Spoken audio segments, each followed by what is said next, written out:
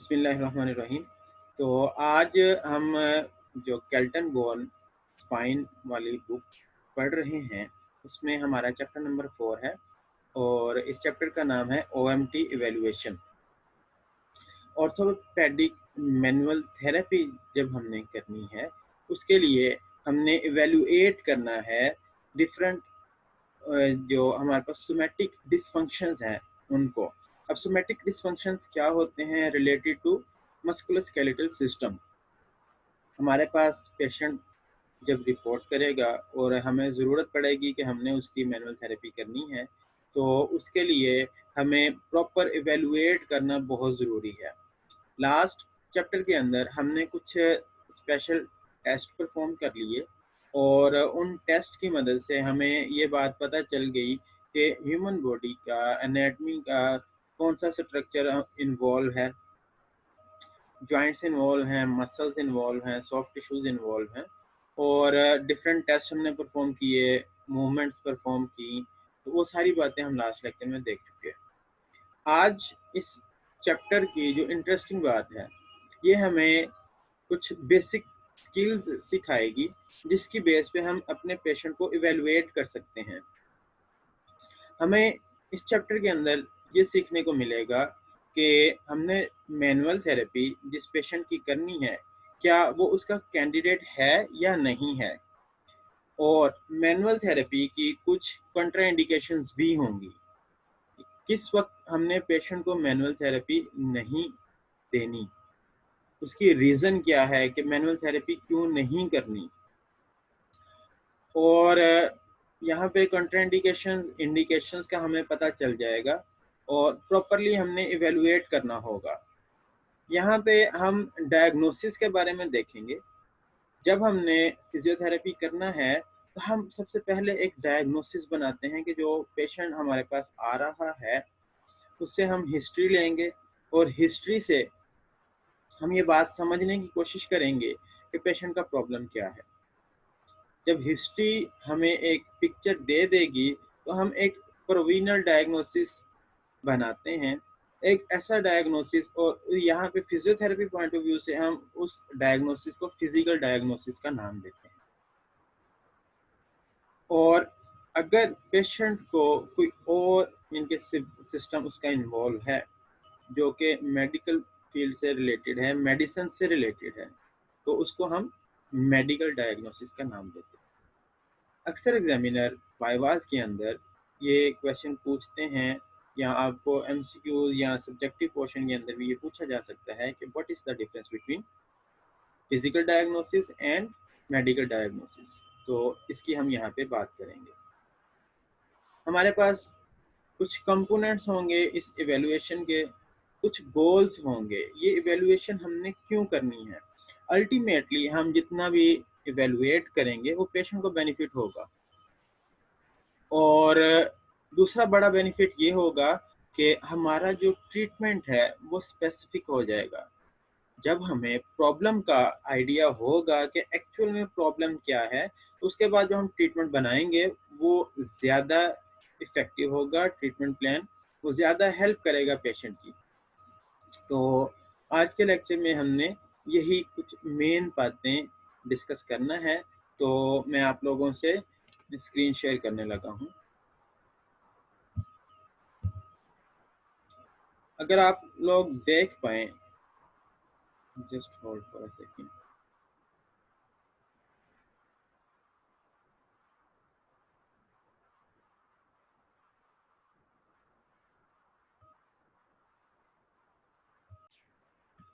तो OMT evaluation के अंदर जैसे कि हमने लास्ट में बताया कि फिजिकल थेरेपिस्ट ने पेशेंट के प्रॉब्लम को हियर करना है, सुनना है, फिर उसको देखना है और समझना है। तो जो हम पेशेंट का प्रॉब्लम सुनते हैं वो हमें हिस्ट्री से पता चल जाता है, और जो हमने देखना है वो जब हम असेसमेंट करते हैं, जब हम स्पेसिफिक टेस्ट परफॉर्म करते हैं, उससे हमें आइडिया हो जाता है। हमारे पास ओएमटी इवैल्यूएशन के 3 मेन गोल्स हैं। सबसे पहला, हमने एक फिजिकल डायग्नोसिस बनाना है। फिजिकल डायग्नोसिस रिलेटेड होगा मस्कुलोस्केलेटल सिस्टम के साथ, और उसमें हमने ये पता चलाना है कि पेशेंट को वाक़ई ही कोई मसल्स रिलेटेड, बोन्स रिलेटेड कोई प्रॉब्लम चल रहा है। और जब हम ये इवैल्यूएट कर लेंगे, तो उससे हमें ये भी पता चलेगा कि पेशेंट को इंडिकेशन है मैनुअल थेरेपी की या नहीं है। हमने उसको मैनुअल थेरेपी ट्रीटमेंट देना है या नहीं देना, और कुछ कंट्राइंडिकेशंस भी होंगी। और इस इवैल्यूएशन का जो लास्ट पॉइंट होगा, जो मेन थर्ड गोल है, वो मेजरिंग प्रोसेस है। हमने जो प्रोग्रेस पेशेंट के अंदर ट्रीटमेंट के साथ आ रहा है, उसके बारे में मेजरमेंट लेना है। हमें ये पता चले कि हम जो ट्रीटमेंट प्रोवाइड कर रहे हैं वो कितना इफ़ेक्टिव है। हमें ये कैसे पता चलेगा? हमें पेशेंट बताएगा। अगर उसको रिलीफ फ़ील हो रहा है, तो इसका मतलब है कि हमारा ट्रीटमेंट इफ़ेक्टिव है। लेकिन अगर उसके अंदर उसमें समटाइम्स ट्रीटमेंट प्रोवाइड करने के बाद सिम्पटम्स एलिविएट कर गए हैं, इंक्रीज़ हो गए हैं, तो उस वक़्त हमें अपना ट्रीटमेंट प्रोटोकॉल चेंज करना पड़ेगा। तो ये फिर हमें क्या करना पड़ता है, उस केस में रीइवैल्यूएट करना पड़ता है। तो इवैल्यूएशन एंड देन रीइवैल्यूएशन, ये कंपोनेंट्स हैं, हमारे गोल्स हैं ऑर्थोपेडिक मैनुअल थेरेपी इवैल्यूएशन के। हम इन पॉइंट्स को step by step, one by one discuss करते हैं। फिजिकल डायग्नोसिस का हमें बहुत अच्छे से पता होना चाहिए, और इसमें यहाँ पे आप लोग अगर देखें तो ये सोमैटिक डिसफंक्शन लिखा है, और somatic dysfunction related to musculoskeletal sign and symptoms.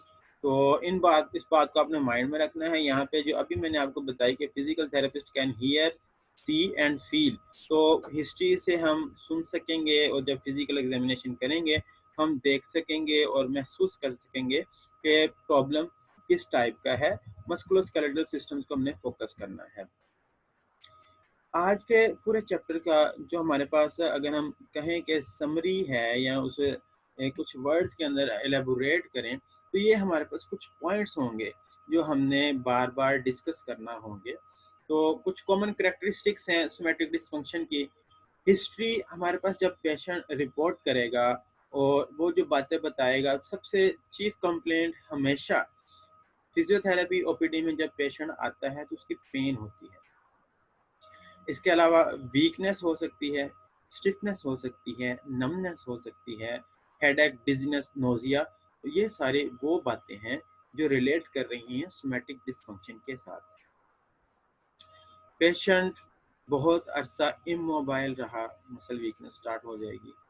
कोई कॉन्ट्रैक्चर्स बन सकते हैं, एक प्रोलॉन्ग कंडीशन के अंदर उसके मसल्स रहे, पोस्ट ऑफ स्टिफनेस हो जाती है जॉइंट्स में।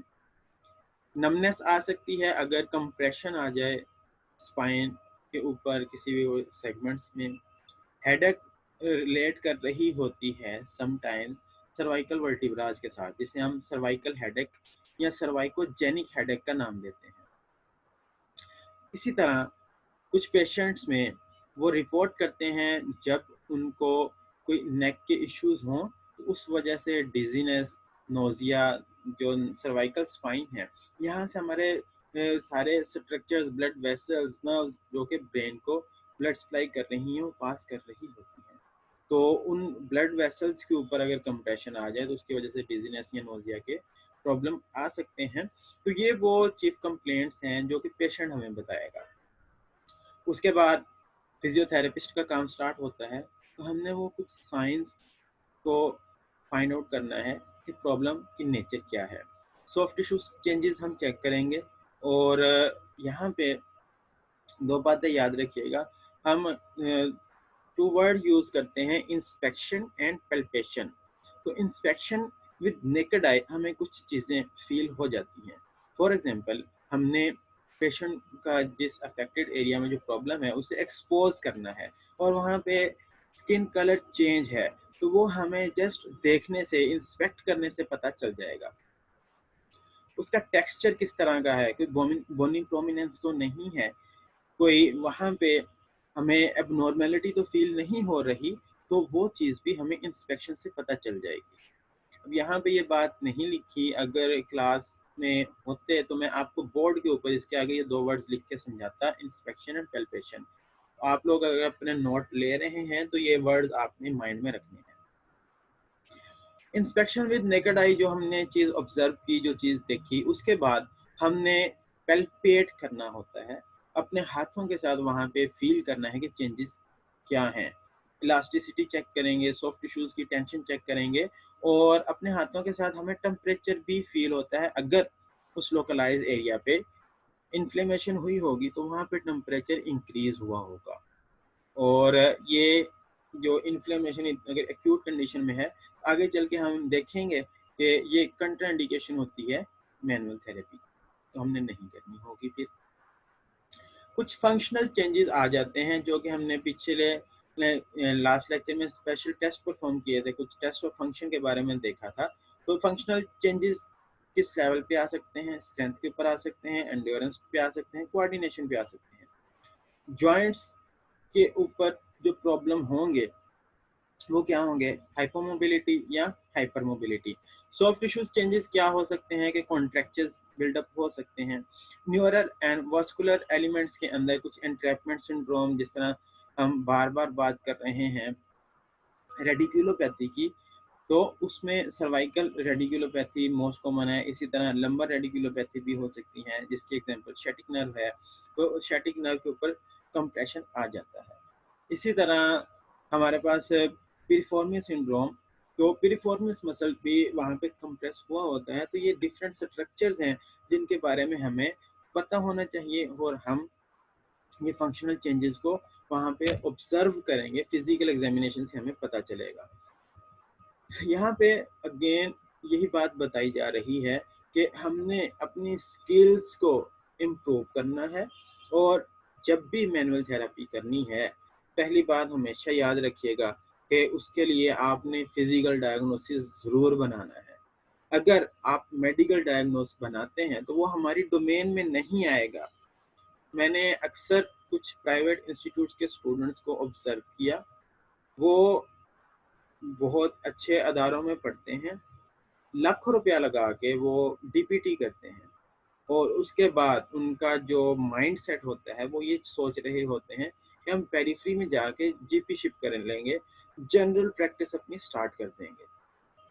पर्सनली मैं कुछ ऐसे फिजियोथेरेपिस्ट को जानता हूँ जो कि लाहौर के अंदर भी कुछ इलाके ऐसे हैं, वहाँ पे जनरल प्रैक्टिस कर रहे हैं और ऑन द रिकॉर्ड में ये बात कर रहा हूँ कि हमारी ये रिकॉर्डिंग हो रही है।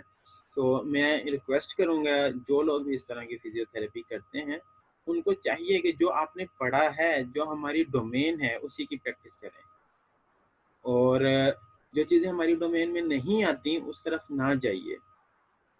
यहाँ पे यही बात लिखी है कि अगर पेशेंट का कोई सोमैटिक प्रॉब्लम नहीं है, उसको कोई मेडिकल डायग्नोसिस बन रहा है, तो फिर हमें उसको ट्रीट नहीं करना, उसे रेफ़र कर देंगे।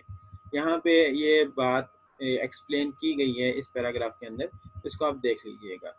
Physical diagnosis and medical diagnosis, ये बात अगेन रिपीट हो रही है क्योंकि सीरियस पैथोलॉजी चल रही है। आपने असेसमेंट की और उस असेसमेंट में आपको पता चल गया कि कोई मस्कुलोस्केलेटल स्ट्रक्चर इन्वॉल्व नहीं है, कोई उसको पेन नहीं है, हाइपोमोबिलिटी है, उसकी रेंज कम है लेकिन पेन नहीं हो रही, और जब आप रिव्यू करते हैं तो उस रिव्यू के अंदर आपको ये बात पता चलती है कि वो उसकी रेफर्ड पेन आ रही है। तो रेफर्ड पेन के लिए अगेन हमें रीअसेसमेंट करना पड़ेगी, री एग्जामिनेशन करना पड़ेगी और अगर उसको कोई सिस्टमेटिक इन्वॉल्वमेंट है, कोई और सिस्टम इन्वॉल्व हो रहा है।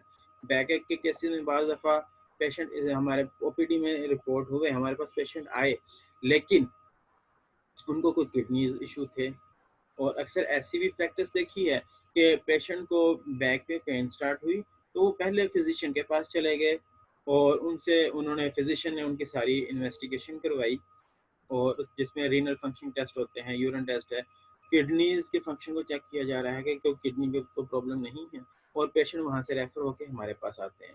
तो दोनों सिनेरियोज को आपने माइंड में रखना है कि जो पेशेंट फिजिशियन से हमारे पास रेफर होकर आ रहा है, इसका मतलब है कि उसको कोई फिजिकल प्रॉब्लम ही है। लेकिन अगर हमारे पास डायरेक्ट आ गया और आपने असेसमेंट की और आपको पता चला कि उसकी कोई मेडिकल इन्वॉल्वमेंट है, तो आप उससे रेफर कीजिएगा। तो जब हमने प्रॉपर डायग्नोसिस आइडिया हो गया कि मस्कुलोस्केलेटल स्ट्रक्चर्स इन्वॉल्व हैं, तो उसके बाद डे 1 पे जो हम फिजियोथेरेपी पेशेंट की करते हैं, वो हमेशा हमारा ट्रायल ट्रीटमेंट होता है। ये बात याद रखिएगा, पहले दिन आपने कंप्लीट जो ट्रीटमेंट प्लान आपके माइंड में है या जो आपने पेशेंट से हिस्ट्री ली, इवैल्यूएट किया, डायग्नोसिस बनाया, अब ट्रीटमेंट प्लान आप डिज़ाइन कर रहे हो, तो उसका वो ट्रीटमेंट प्लान डे 1 पे आपने हमेशा ट्रायल रखना है, ट्रायल सेशन देना है। समटाइम्स उसके सिम्टम्स प्रोवोक कर जाते हैं या उसको कोई रिलैक्स फील नहीं होता जब आपने पहला सेशन दिया, तो ये इंडिकेट कर देगा कि आपने जो ट्रीटमेंट प्रोवाइड किया है पेशेंट को, उसके अंदर कोई मॉडिफिकेशन चाहिए। या तो आप वो पूरा ट्रीटमेंट प्लान ही चेंज करेंगे या उसके अंदर कोई और चेंजेस, अल्टरेशंस आपको करना पड़ेंगी। तो ये ट्रायल ट्रीटमेंट की बात आपने हमेशा अपने माइंड में रखनी है। और इसके बाद हम बात करेंगे इंडिकेशंस और कंट्राइंडिकेशंस की।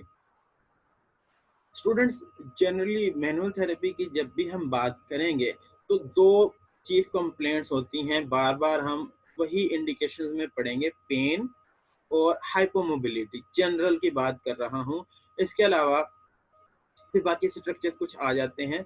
तो एबनॉर्मल एंड फील है, सॉफ्ट टिश्यूज हमने असेसमेंट की, उसके बाद पेशेंट के जॉइंट्स रिस्ट्रिक्शन है और पेन है, तो ये इंडिकेशन हैं किसकी, मैनुअल थेरेपी की। फिजिकल डायग्नोसिस बन गया और उसके बाद हमने इसको इंडिकेट कर लेना है कि प्रॉब्लम की नेचर क्या है। तो फिर इस तरह का प्रॉब्लम होगा, हाइपोमोबिलिटी बहुत ज़्यादा, तो हम ग्रेड 3 उसके स्ट्रेच अप्लाई कर देंगे। फिर कैल्टन बोन के हमने ग्रेड्स पढ़े हैं और उसमें फिर जो ग्रेड 1-2 के अंदर हमने जोन्स भी पढ़े थे, तो ग्रेड 1-2 को मैंने हम अप्लाई करेंगे। बच्चों, किसी का माइक ऑन है, अपना माइक काइंडली ऑफ कीजिए। तो हम जब ग्रेड अप्लाई करते हैं, मुझे ही करना पड़ेगा, तो हमें ग्रेड 1 एंड 2 वो हम यूज़ करेंगे पेन मैनेज करने के लिए, और ग्रेड 3 को हम यूज़ करेंगे मोबिलाइजेशन या उसकी रेंज गेन करने के लिए। तो जनरल इंडिकेशंस आपको ये पता होनी चाहिए, joint hypomobility and abnormal end feel, इसको हमने ट्रीट करना है। Two most important criteria for deciding if mobilisation is indicated. अब इंडिकेशंस तो सिंपल सी हैं, एंड फील हम पढ़ चुके हैं कि एबनॉर्मल एंड फील किस तरह का होता है, उसमें क्या क्या प्रॉब्लम आता है। हाइपोमोबिलिटी जब भी होगी तो उसमें एंड फील चेंज होगा। बाज़ दफ़ा अगर यहाँ पे ये बात इंपॉर्टेंट लिखी है, मैं हाईलाइट करता हूँ कि हाइपोमोबिलिटी है लेकिन एंड फील नॉर्मल है और कोई सिम्टम्स नहीं है, और हम उसे ट्रीट नहीं करेंगे। तो उस केसेस के अंदर वो पेन किसी एनाटॉमिकल वेरिएशन की वजह से हो सकती है, कंजेनिटल हो सकती है, या रेफर्ड पेन हो सकती है किसी और स्ट्रक्चर की तरफ से। तो ये बात मैं ऑलरेडी आपको बता चुका, ये इसको आपने माइंड में रखना है। इस पैराग्राफ के अंदर पेन की बताया गया, ग्रेड 1-2 और 2 का स्लैग जोन हम यूज़ करेंगे पेन मैनेज करने के लिए। मसल स्पैज़म या टिश्यू शॉर्टनिंग है, तो उसमें भी ग्रेड 1-2 हम इफेक्टिव होते हैं ट्रीटमेंट के लिए। और हाइपोमोबिलिटी है तो हमें grade 3 stretch zone, stretch mobilisation apply करना पड़ती हैं। कुछ जनरल कंट्राइंडिकेशंस हैं और कुछ स्पेसिफिक कंट्राइंडिकेशंस हैं। अब इंडिकेशंस आपने देखी तो आपको कुछ ही मिले, लेकिन कंट्राइंडिकेशंस ज़्यादा होंगी, उसको हम ज़्यादा फोकस करेंगे। ट्रीटमेंट किसको देना है और किसको नहीं देना, यहाँ पे ये कुछ जनरल कंट्राइंडिकेशंस हैं हमारे पास, वो आप लोग देख लीजिए कि अगर तो उसके कोई पैथोलॉजिकल चेंजेस हैं स्पाइन में, किसी कैंसर की वजह से, इन्फ्लेमेशन की वजह से, इन्फेक्शन की वजह से, या तो उसको हमने मैनुअल थेरेपी नहीं करनी। अगर पेशेंट नियोप्लाज्म के साथ आया है, इन्फेक्शन है, तो हम मैनुअल थेरेपी से उसके उन सिम्टम्स को एग्रावेट कर देंगे। यहाँ पे हमें ये काम नहीं करना है।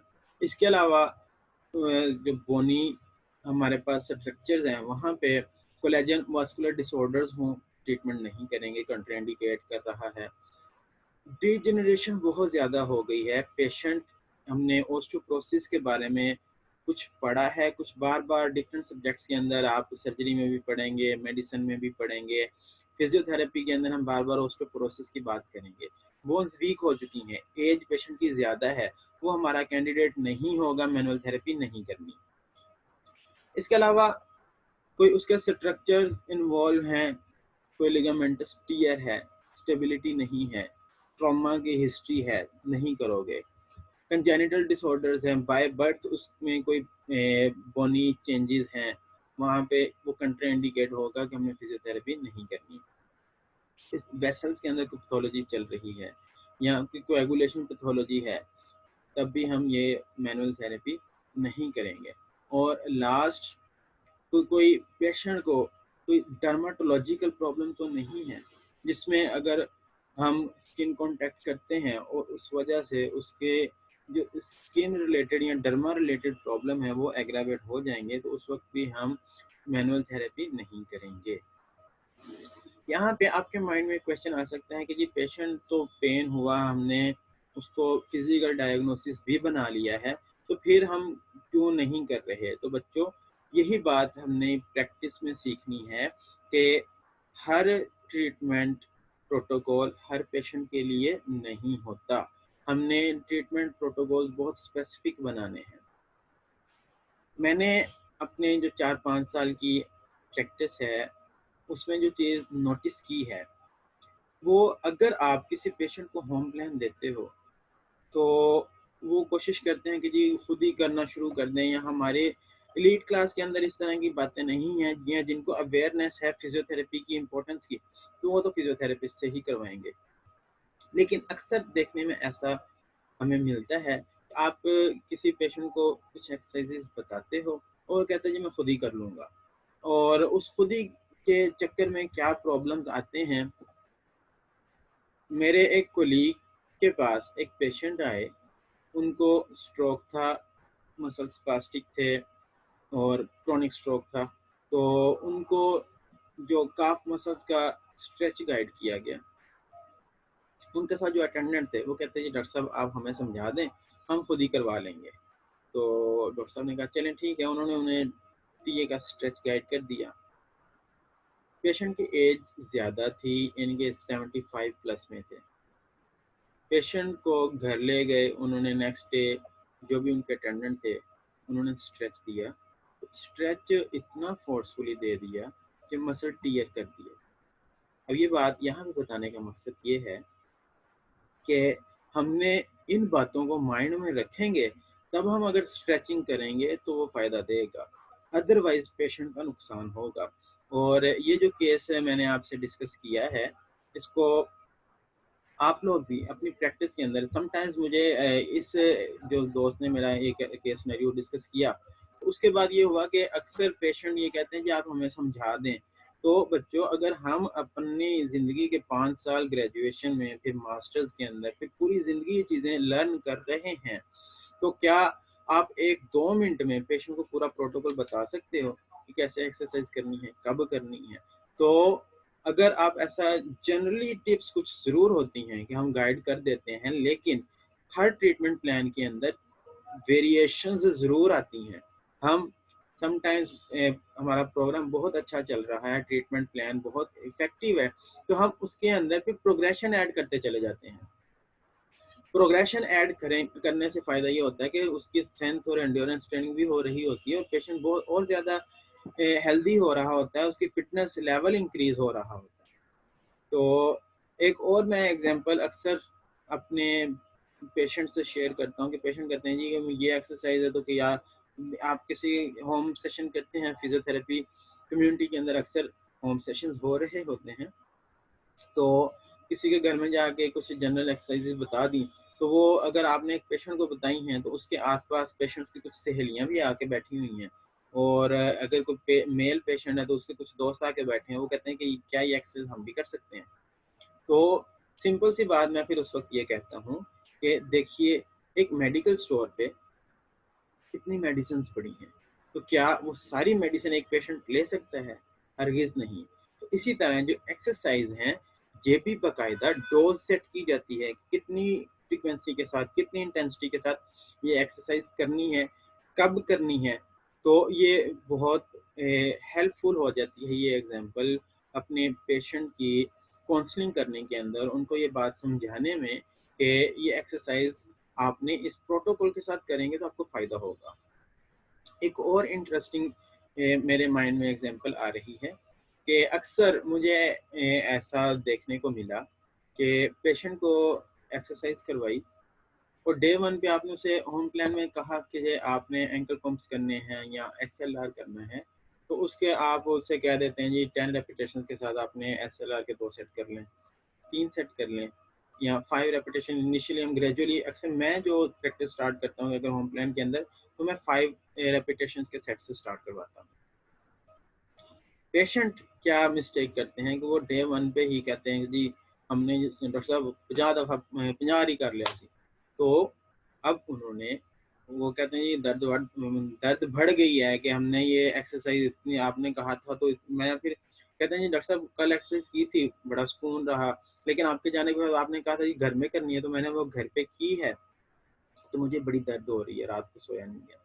फिर जब आप उनसे पूछते हैं कि जी कितनी की थी, वो कहते हैं जी मैं शुरू कर दी थी, मैं 50 तक ले गया। तो ये बात आपने पेशेंट की काउंसलिंग करना है कि एक अच्छा फिजियोथेरेपिस्ट एक अच्छा काउंसलर ज़रूर होता है और हमने ये पेशेंट को ज़रूर समझाना है कि हमेशा ग्रेजुअली स्टार्ट करना है। कम से स्टार्ट करेंगे ज़्यादा फ़ायदा होगा और अगर पहले ही दिन आप चाहेंगे कि आप इतनी ज़्यादा कर लें तो वो सेकंड डे पे आप नहीं कर पाएँगे, फटीग हो जाएगी। तो ये सारी बातें हमारी डोमेन में आती हैं, तो हम अगर इस तरह से अपनी प्रैक्टिस करेंगे तो हम एक रेपो बिल्ड भी कर लेंगे, हम पेशेंट को रिलैक्स भी करेंगे, पेशेंट को जो प्रॉब्लम है उसको रिलीफ भी मिलेगा। तो जो कुछ इस तरह के सिनेरियोज़ मेरे माइंड में आते हैं, मैं कोशिश करता हूँ तो आपसे साथ ही शेयर करता रहूँ। इंशाल्लाह आपको बहुत फ़ायदा होगा इन चीज़ों से। ये जनरल इंडिकेशंस थी, इसके अलावा कुछ स्पेसिफिक जनरल कंट्राइंडिकेशंस और अब हम बात करेंगे स्पेसिफिक कंट्राइंडिकेशंस की।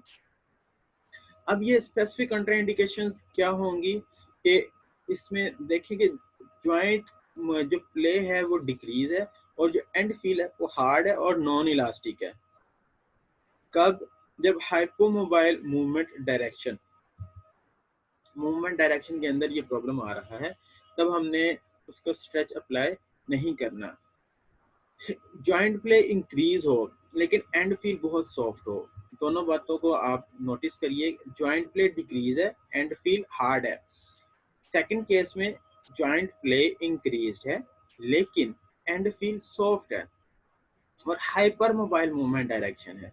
एमसीक्यूज भी इसी तरह इन लाइन से बनते हैं, तो इनको आपने ध्यान से अंडरस्टैंड करना है। हाइपोमोबाइल मूवमेंट डायरेक्शन में एंड फील डिक्रीज हो और जॉइंट प्ले डिक्रीज हो और एंड फील हार्ड हो। No no application of grade 3 stretch mobilisation. Second scenario भी आपने देख लिया। पेशेंट को पेन बहुत ज़्यादा है और मसल गार्डिंग में है। Muscle guarding protective muscle response होता है, मसल स्पैज में होते हैं, तो हम ये स्ट्रेच मोबिलाइजेशन नहीं करवाएंगे। उसके बाद हम कुछ स्क्रीनिंग टेस्ट करते हैं कि उसकी वो पेन जो है वो कंप्रेशन टेस्ट से तो नहीं होगी। तो ये सारी स्क्रीनिंग टेस्ट हमें हेल्प करेगी बातों को पता चलाने में कि प्रॉब्लम क्या है और किस वक्त हमने करनी है मोबिलाइजेशन और कब नहीं करनी। यहाँ पे एक बात मैं बताता चलूँ, आप रीडिंग करिएगा तो आपको मिल जाएगी। समटाइम्स सीवियर पेन होती है, हम ट्रायल ट्रीटमेंट मोबिलाइजेशन जो करनी है वो ट्राई करते हैं करने की, बट हम नहीं कर पाते, तो उस वक्त हमें ग्रेड 3 अप्लाई नहीं करना। आप पेन मैनेज करने के लिए ग्रेड 1 2 मोबिलाइजेशन कर सकते हैं, बहुत जेंटल होगी। और जब आप हैंड्स ऑन करेंगे, आपकी क्लिनिकल स्किल्स प्रैक्टिस के साथ जब आप डिफरेंट पेशेंट्स को डील करेंगे तो आप ये चीज़ें ज़रूर लर्न करते चले जाएंगे। तो यहाँ पे जो एक इम्पॉर्टेंट बात है, समटाइम्स हमें मोडेलिटीज़ अप्लाई करना पड़ती हैं पेन मैनेज करने के लिए।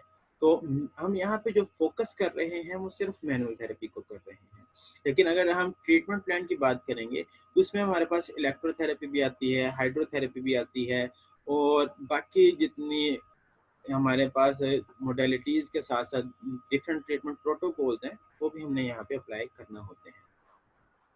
जब हम ये सारा काम कर लेंगे उसके बाद हम अपनी प्रोग्रेस को मेजर करेंगे।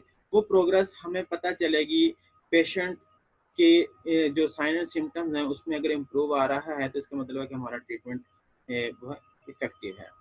यहाँ पे हमारा इस और ये सेशन एंड होने वाला है।